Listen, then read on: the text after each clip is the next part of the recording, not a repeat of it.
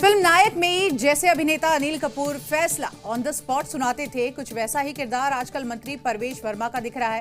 वो दिल्ली को मॉनसून से पहले दुरुस्त करने के लिए सड़कों पर है। जहां खामियां दिख रही है, तुरंत अधिकारियों के खिलाफ एक्शन ले रहे हैं और बता रहे हैं कि जो लक्ष्य उन्होंने रखा है उसे इन्हीं अधिकारियों से पूरा करवाना है, चाहे इसके लिए अफसरों का ट्रांसफर करना पड़े, सस्पेंड करना पड़े या फिर फटकार लगानी पड़े। मगर हमने भी ठान लिया है कि हम भी अपनी मेहनत में कोई कमी नहीं छोड़ेंगे और अधिकारियों के साथ में इन्हीं अधिकारियों से ही काम करवाएंगे। चेहरे पर चिंता, जहन में चमचमाती दिल्ली और जुबान से चेतावनी। भले ये बोल परवेश वर्मा को नायक बताने के लिए काफी है। वो दिल्ली को जलभराव से मुक्ति दिलाने की प्रतिज्ञा ले चुके हैं, सड़कों पर चहलकदमी कर रहे हैं और जहां खामियां दिख रही हैं, लगे हाथ फैसला भी सुना रहे हैं। सारे ढक्कन को चेंज करने के लिए बोला है, सारी गलियों को दोबारा बनाने के लिए बोला है। और एक अधिकारी आज भी हमने देखा कि थोड़ा सा रात को हो सकता है ड्रिंक करते होंगे, तो उनके मुंह से स्मेल आ रही थी, मैंने उनको ट्रांसफर करने के लिए बोला है। कल अधिकारियों की चर्बी उतारने का मैसेज, तो आज ऑन ड्यूटी नशे में धुत अधिकारी के ट्रांसफर का फैसला परवेश वर्मा के तेवर को जस्टिफाई करने के लिए काफी है। वो सिर्फ दिल्ली को जलभराव के दलदल से ही नहीं, बल्कि दिल्ली में अवैध तरीके से ठिकाना बनाने वाले बांग्लादेशी रोहिंग्या के सफाई को लेकर भी एक्शन में है। अरे एडीएम साहब इधर आओ, यहाँ पे लेटर लिखो, सारे बांग्लादेशी रोहिंग्या बस गए हैं, यहाँ पे डेमोलिशन का बोर्ड लगाओ। यानी सिर्फ अधिकारियों को वार्निंग ही नहीं, उन बांग्लादेशी रोहिंग्या के अवैध ठिकानों पर भी परवेश वर्मा की नजर है, जो झुग्गी बनाकर पीडब्ल्यूडी और डीडीए की जमीन पर अवैध कब्जा कर चुके हैं, जिसकी सफाई का भी आदेश दे दिया गया है।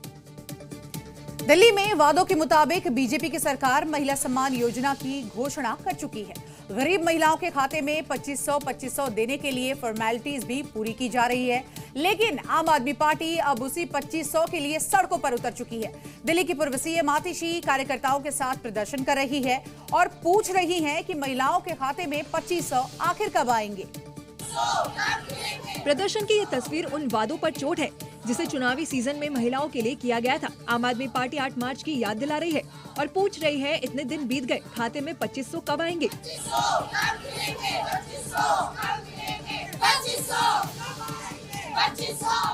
विरोध प्रदर्शन में नारेबाजी के अलावा बड़े बड़े चेक के बैनर बनवाए गए हैं, जिसमें महिलाओं को 2500 देने के वादे को जुमला बताया गया है। प्रधानमंत्री नरेंद्र मोदी जी ने चुनाव से पहले दिल्ली की महिलाओं को वादा किया था कि 8 मार्च को उनके खाते में 2500 रुपए आएंगे, लेकिन हम आज देख सकते हैं कि उनके खाते में 2500 रुपए नहीं आए, तो ये जुमला था। 8 मार्च आके निकल गई, मगर महिलाएं इंतजार कर रही हैं, तो हमने बैंक ऑफ जुमला के नाम से एक चेक जो है महिलाओं को दिया है, इस पे 2500 रुपए लिखा हुआ है। दरअसल एक दिन पहले ही सौरभ भारद्वाज को अरविंद केजरीवाल ने दिल्ली का प्रदेश अध्यक्ष बनाया था, जिसके बाद से वो बेहद आक्रामक नजर आ रहे हैं और अब पूर्व सीएम आतिशी के साथ सड़कों पर 2500 के लिए विरोध प्रदर्शन कर रहे हैं। दक्षिण भारत में परिसीमन के नाम पर बवाल मचा है। कई राजनीतिक दलों ने बीजेपी के खिलाफ मोर्चा खोल दिया है। वहीं तमिलनाडु के मुख्यमंत्री एमके स्टालिन ने परिसीमन से पैदा होने वाली संभावित चुनौतियों पर चर्चा के लिए कई विपक्षी पार्टियों की बैठक बुलाई और चेन्नई में बुलाई गई इस बैठक में कई विपक्षी पार्टियों के मुख्यमंत्री और बड़े नेता शामिल हुए। सीएम स्टालिन ने मीटिंग में पहुंचने वाले मुख्यमंत्रियों और विपक्षी दलों के नेताओं को पटका पहनाकर सम्मानित किया। परिसीमन पर बैठक में चर्चा के दौरान स्टालिन ने लोकसभा सीट घटने की चिंता जाहिर की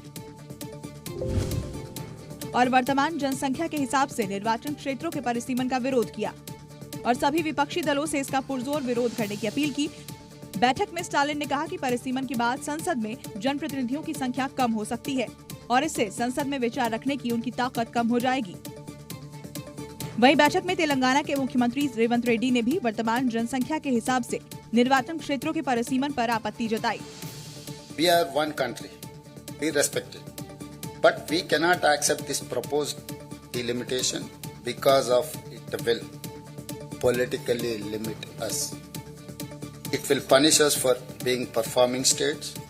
We have to stop BJP for implementing any unfair delimitation. देश के दक्षिणी राज्य परिसीमन प्रक्रिया को लेकर इसलिए भी परेशान हैं, क्योंकि उन्हें डर है कि प्रस्तावित लोकसभा सीटों का परिसीमन अगर जनसंख्या के आधार पर हुआ तो उनके क्षेत्र का संसदीय प्रतिनिधित्व कम हो सकता है। इससे देश की राजधानी में भी उनका प्रभाव कम हो जाएगा। परिसीमन को लेकर विपक्षी दलों की अगली बैठक हैदराबाद में होगी।